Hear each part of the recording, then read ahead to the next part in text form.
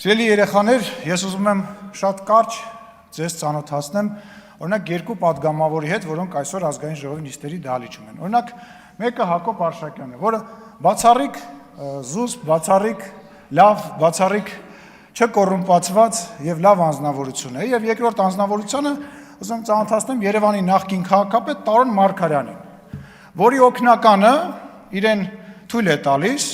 տարբեր տեղերում տարբեր լկտի բաներ գրել։ Օրինակ, քիչ առաջ գրել է, որ տոնածառը զարդարում են թանկ խանութից եւ մեկնաբանել է լափել միջև վերջ ալեն։ Հիմա ես ինչ եմ առաջարկում։ Ես առաջարկում եմ Տարոն Մարգարյանը իր օգնականին վերցնի ու գնա իրան ստուն, որպեսզի իր օգնականը տենա լափելը որն ալնում։ Տանի դատարան, որտեղ 2 միլիարդ դրամի պետությունը միայն փողապահանջում, կարա տանի Սերժ Սարգսյանեն ստուն, կամ Սերժ Սարգսյանի փեսուտուն, կամ այն մյուս փեսուտուն,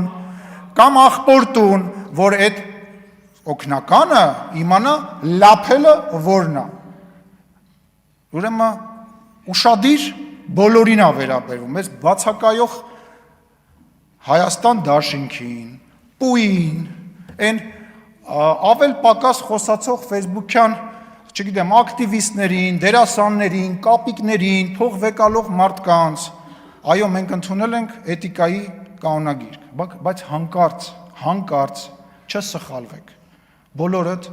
ձեր պատասխանը օրենքի սահմանում ստանալու եք, հանկարծ չսխալվեք, մեր դաստիարակությունը, մեր պատասխանատվության զգացումը հանկարծ չխառնեք, ես բոլորի անունից ինձ թույլ եմ տալիս իմ գործընկերների անունից ասեմ,